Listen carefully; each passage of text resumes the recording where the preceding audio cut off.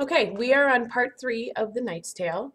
You should have your packet open up to page 127, which begins with part 3. Instead of the good versus bad fortune notes, you have your chart, which is double-sided, and it has descriptions of the temples, or places for descriptions of the temples, and then on the reverse, descriptions for the prayers that Arcite, Palamon, and Emily will essentially give to the temples or to the gods. Okay, so that's how you're going to take your notes, and that's how the PowerPoint and the slideshow is developed, to write your notes on there. So let's start by beginning reading part 3. So remember, when we left, Palamon and Arcite were to then leave Athens, go gather their armies together, and return 50 weeks or almost a year later with those armies in order to fight for Emily's hand. I imagine that it would be considered negligence if I forgot to tell of the outlay of Theseus, who worked so hard to construct the arena in royal fashion that there was not, I may well say, anywhere else in the world such a noble amphitheater as it was. The distance around it was a mile. It was walled with stone and provided with a moat on the outside. The shape was round, an exact circle, and it was filled with tiered seats to the height of 60 feet, so that when a man sat on one tier, he did not keep his neighbor from seeing. So the Colosseum is a mile around, okay? That's how big it is. And it is an exact circle, and it has Colosseum-style seating, okay? Think of a baseball stadium. It's the same kind of seating. To the east there stood a gate of white marble, and to the west just such another opposite it. To conclude briefly, there was not such another place in all the earth arranged in so small a space. For in all the land there was no skilled workman who knew geometry or arithmetic, nor any painter or sculptor to whom Theseus did not give food and wages to plan and construct the amphitheater. So Theseus used the best of the best architects, the best builders, the best artists to create this Colosseum.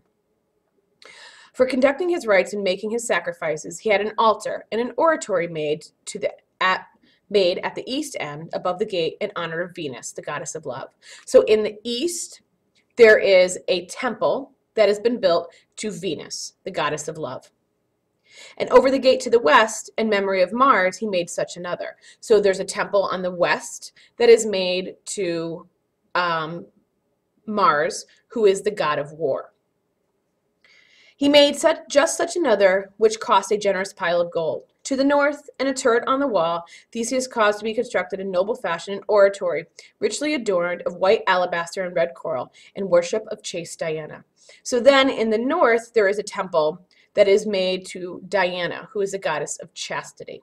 Okay, so make sure on that front page of your chart where it says Oratory of Venus, you write above it love, Oratory of Mars, you write above it war, and Oratory of Diana, you write above it chastity. If you don't know what chastity is, you need to look it up. But I've forgotten to describe the noble sculptures and paintings, the shape and the appearance and the markings of these three oratories. So we're first going to talk about the Temple of Venus. So that first column on the left, you need to put in what I'm going to talk about, which are stories and people that are depicted on the walls of Venus. In the Temple of Venus, you may see depicted on the walls, and very pitiable to look at, interrupted slumbers, sad sighs, devoted tears, and lamentation, the fiery strokes of desire, which the servants of love endure in this life, the pledges that seal their covenants, pleasure and hope, desire, foolhardiness, beauty and youth, bawdry, riches, enchantments and force, lies, flattery, extravagance, anxious labor and jealousy, who wore a garland of marigolds and had a cuckoo sitting on her hand, banquets, musical instruments, carols, dances, joy, and adornment, and all the circumstances of love which I have reckoned and shall reckon up were painted in order on the wall, and others more that I can mention. For, in fact, all the mountain of Catharion, where Venus has her principal dwelling, was portrayed on the wall, with all its garden and its pleasures. The porter idleness was not forgotten, nor Narcissus, the fair of long ago, nor yet the folly of King Solomon, the great strength of Hercules, the enchantments of Medea and Circe, Turnus with his brave, fierce disposition, rich Croesus, captive in servitude. Thus you may see that neither wisdom nor riches, beauty nor trickery, strength nor boldness, may share power equally with Venus. For as she wishes, she may guide the world. Behold, all these people were caught in her snare, until for sorrow they often said, alas. One or two examples suffice here, although I could reckon up 1,000 more. The statue of Venus, glorious to behold, was naked, floating in the sea, and from the navel down was covered with green waves, glittering like glass. She had a stringed instrument in her right hand, and on her head a garland of roses, handsome, fresh, and fragrant. Above her head her doves were fluttering. Before her stood her son Cupid. He had 2 wings upon his shoulders, and he was blind, as is often seen. He carried a bow and shining, keen arrows. So, on your chart, under the Oratory of Venus, you should write a list of the things that are on the PowerPoint in the background. Images on the walls of the temples: interrupted slumbers, sad sighs, lamentation, hope, foolhardiness, beauty, youth, bawdry, riches. Okay, so what you need to start to think about is why on earth, in the temple of the goddess of love, are these things put on the walls? Also, the knight tells us that there are images of people as well. So now what I'm going to go through is I'm going to go through some of the stories of those people. These are the stories depicted on the walls of the Temple of Venus, okay? There's also a statue of Venus, and as you can see in the picture, it's very much similar to the statue that's represented in that piece of art. So the first story is of Narcissus. He was a beautiful young man who refused all offers of love, including that of the god Echo. As punishment for his indifference, he was made to fall in love with his own image. Unable to possess that image, he pined away and was later turned into a flower.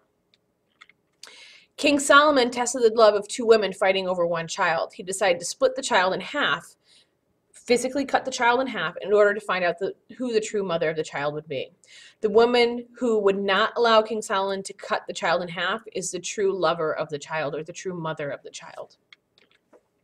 Then there's the story of Hercules. He's a child of an unfaithful husband. His mother is Hera. Hera hated him as he reminded her of her husband's unfaithfulness and tried to kill him as a baby by sending 2 serpents to the cradle. Because of his great strength, he was able to strangle the serpents. He was protector of Thebes and won the hand of King Creon's daughter. But Hera, eventually his mother, drives Hercules insane. And because of this, Hercules in turn unknowingly, or so they say, kills his own wife and child. Then there is the story of Medea. Medea fell in love with Jason, moved away with him, and lived in a marriage for a few years with him. Jason decided that he wanted to get married to another person, King Creon, of Corinth's daughter. Medea is upset and sends Creusa an enchanted wedding gown that, as soon as she puts it on, burns her to death. Medea then completed her revenge by killing her own 2 children. She then fled to Athens and marries King Aegeus. So Medea is so scorned by Jason that she kills his mistress and then kills her own 2 children. Circe lived on an island where she was a decoy for sailors and treacherously changed them into beasts. If you remember reading the Odyssey, she changed the companions of Odysseus into swine, but with the aid of Hermes, Odysseus is forced to break her spell. He and Circe become lovers, but after a year-long stay, he resumes his journey homeward, and she bores Odysseus a son, who unknowingly ends up killing his father in the long run. And then we have the story of Turnus. In the Aeneid, it's a Latin epic written by Virgil. It tells the story of Aeneas, who is a Trojan, who travels to Italy, where he becomes an ancestor of the Romans. He is a spirited warrior. When he is betrothed to Lavinia, who is the daughter of King Latinius, he is given to the Trojan Aeneas by her father. Turnus led a combined force of Latins against the Trojans, and after several bloody battles, he is then killed by Aeneas. Then we have the story of Croesus. He is a rich king in ancient Greece who is enamored with his own wealth. He's in love with the fact that he is successful. He's a wise man. Solon comes to visit his kingdom. He asks him if he has ever seen greater opulence than his own. He replies that the birds, like peacocks, are incomparable in their beauty. Croesus disagrees, and he tries to impress him with a list of those who he has killed and lands that he has seen. So he's being too proud. And remember, if you think back to Beowulf, the results of what happens when you are too proud. Solon still disagrees, telling him that he is the happiest man he ever met was a peasant in Athens. He explains that the peasant worked hard, raised a family, and was content with what he had. Croesus then takes this as an insult. Soon after tragedy meets Croesus, his oldest son is killed in a hunting accident, and then the Emperor Cyrus invades. Cyrus's army is triumphant, and Croesus' kingdom is ravaged, and Croesus himself is captured in order to be executed. As Croesus is about to be burned in a pyre, he cries out Solon's name. Cyrus stops the pyre to hear what Croesus has to say. Croesus relates Solon's story to Cyrus, and Cyrus is moved by the notion that fate can bring misery to a rich man and happiness to a poor man. So, why would these images be on the walls of the temple that represent the goddess of love? This is what you need to think about. They represent what a human being must go through in order to have love. One who feels the pain and suffering that comes with loving someone can only truly appreciate the joy of love when they finally find it. The will of the gods are also opposite of human desires. Gods often will test us, okay? They will often put obstacles in our way to see how we can overcome them. Gods are the instruments of fortune. They determine our fortune and our path and know that we have to suffer in order to truly appreciate joy. So all of that information should be on the top column under the Oratory of Venus, okay? Make sure you have all those notes. Pause the video if you need to, and we'll pick up reading. So we're on page 133. Why should I not tell you as well of all the pictures upon the wall within the temple of mighty Mars the Red? The wall was covered with pictures, just as was the interior of the grisly place, which is called the great temple of Mars in Thrace, in that cold and frosty region, where Mars has his principal seat. First on the wall was depicted a forest in which dwelled neither man nor beast, with knotty, gnarled, barren old trees, having splintered stubs of branches, hideous to see. In it there ran a rumbling sound and a soughing as though a storm would break every branch. Down a hill, at the bottom of the slope, stood the temple of Mars, the powerful in arms. It was made entirely of burnished steel. The entry was long, narrow, and ghastly to look at. From it came such a blast and rush of wind that it made all the gates tremble. The northern light shone in at the doors. There was no window in the wall through which one could discern any light. All the doors were of eternal adamant, clamped together crosswise and lengthwise with hard iron, and, to make the temple strong, every pillar supporting the temple was as big as a cask, and made of bright, glittering iron. There I first saw the dark paintings of treachery, and all the execution of the plan, cruel ire red as the glowing coal, the pick-purse and pale dread, the smiler with the knife beneath his cloak, the stable burning with its black smoke, the treason of the murderer in bed, open warfare with wounds covered with gore, strife with bloody knife and sharp menace. The whole sorry place was full of strident noise. More, I saw there the suicide. His heart's blood has soaked his hair, the nail driven by night into a man's temple, and cold death on his back with his mouth gaping. In the midst of the temple sat misfortune with discouraged and sorry countenance.